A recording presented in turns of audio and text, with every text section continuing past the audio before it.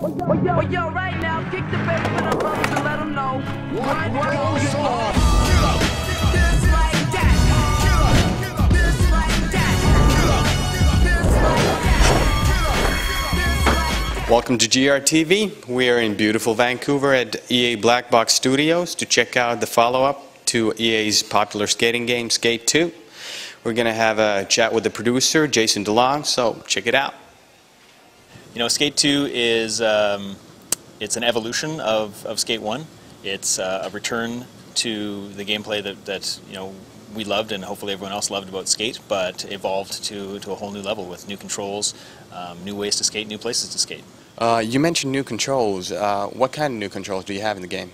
What we wanted to do is make the Skate 2 controls be an evolution of Flick It. Obviously, we hit a winner with Flick It. It was very popular, and it was one of the things that made us stand out as a new original IP. So what we wanted to do was sort of continue to evolve those controls, which was the plan all along. So the idea that the intuitive feel of the right analog sticks and the buttons, the shoulder buttons that allowed you to sort of combine grabs and flips and so forth. Now we can kind of put those together, so you can actually grab onto the board and then flip in the air and you'll do a finger flip, or you can grab onto the board and do a push and you'll actually push off the ground with a foot plant. So the fact that we can sort of evolve the existing controls and not try and reinvent the wheel here, but actually evolve them into the next phase of Flick It, is something we're really excited about. Okay. How freely can you combine these tricks?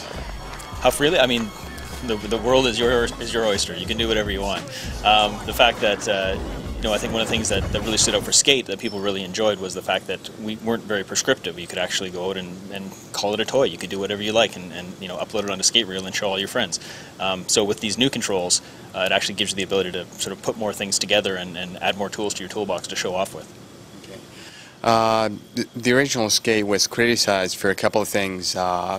The camera and not being able to walk. Mm-hmm. How did you handle these criticisms? Yeah, I mean, those were things that we were aware of, going into the game. I'll start with getting off the board. For us, it was something that we wanted to try, we wanted to do originally, but through development we realized that the essence of a skateboarding game is skateboarding. So we wanted to make sure that we got that right, and any time that we spent on trying to make off-board feel good would be at the detriment of actually skateboarding being good. So for us, we had to focus on the skateboarding first and foremost. Now that we've done that, and we think we did a pretty good job, we have the ability to now get off the board. So for us, getting off the board is, in and of itself, isn't that interesting to us. Like, now I can walk upstairs, that's fine, but it's not a game. So what can you do when you're off the board? That's the more important thing. So for us, we wanted to make sure we gave the player an environment where they could actually play with it and manipulate it a little bit. So you can get off your board and then there's a bench there. You can drag the bench wherever you want and create a new line or a new challenge that wasn't there before. The idea being that we give you the tools to play with and you'll do with them what you want. So the idea with the new environment and the new objects that we have is that it's not what can I move, it's what can't I move. So we sort of made it fairly obvious if something is concrete and bolted down, you can't move it, but pretty much everything else is up for grabs, and what you do with it once you move it is up to you. The story of Skate 2, not to get too descriptive, is essentially it's 5 years later after the original Skate. Your skater has been away for unknown reasons, and during that time there's been sort of an unnamed disaster that has essentially leveled San Vanelona. So what's happened is a company called Core has moved in and essentially rebuilt New San Vanelona. So we're actually calling it New San Vanelona in Skate 2, and it's not anything that you skated in the original game. It's a completely rebuilt city, so it allows us to build all new areas. It allows us to rebuild areas that we liked in the first game but make unique and new and original for Skate 2, and just provide a whole new playground essentially. Whenever there's new things built, it becomes a less friendly place for skaters, obviously. So there's going to be some new areas in New San Vanelona that the Mongol Corps is going to be protective of. That are going to be you have to be show some skills or some intuitiveness to be able to get around the security that's there.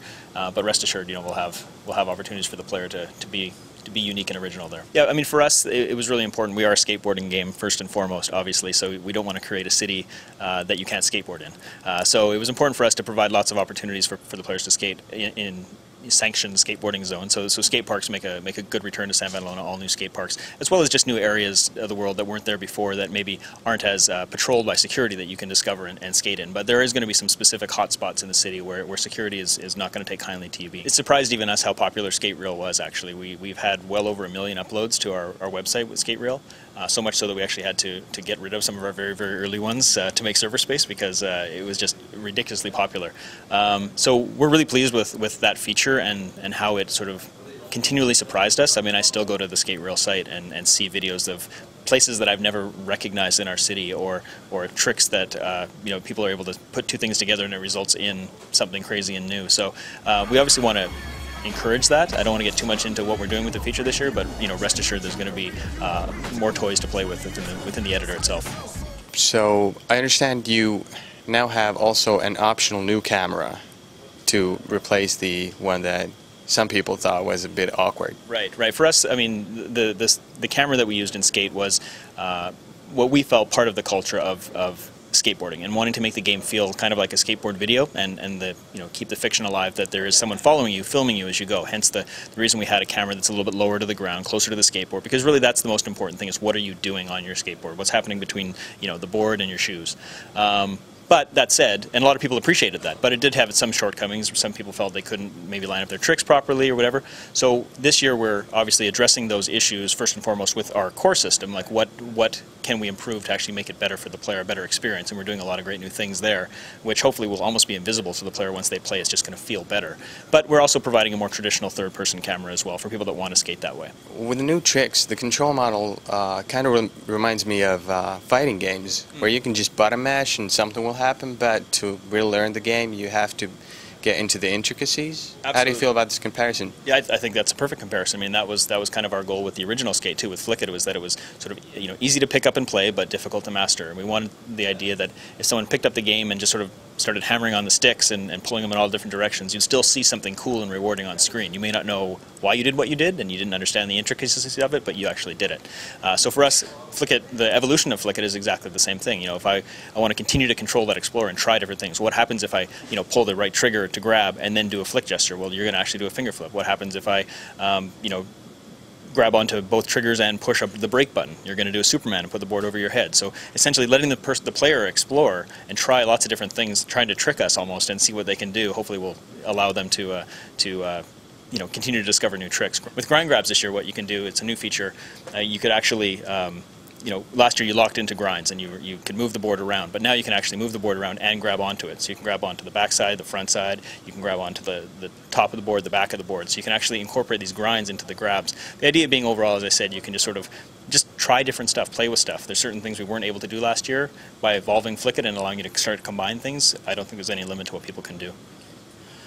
What kind of options does being able to move things give you from a game design perspective? It's great. It really opens up the world for us, because I think it allows us to be a little bit less prescriptive with our challenges, which is one of the criticisms we had last year. Was they were very cut and dry, like go from here to here, and that was basically it. Now we allow people to sort of do it the way they want to do it. So by being able to either provide a puzzle to them, is I don't know how to solve this challenge, so there's obviously something I have to do, and then they discover, oh, there's a ramp over there that I can drag and pull into position, and now I can actually make this gap that I couldn't make before. It just provides a little bit more puzzle element to the challenges themselves. There's really no limit to what we can do, but more importantly, it also allows us to provide some puzzle elements to the exploration of the city. You know, we could sort of carrot people by having a pro standing up on top of a rooftop with no visible way to get there. There's no stairs around. How do you get there? But then you discover, oh, you know what? If I hit this transition and move this ramp here, I'll actually get enough air to get up there and see him. So that's how we can kind of guide people through the city with the movable objects. But I'm more excited to go on Skate Rail after Skate 2 ships and see what people have done that we didn't expect, because I know that's going to happen.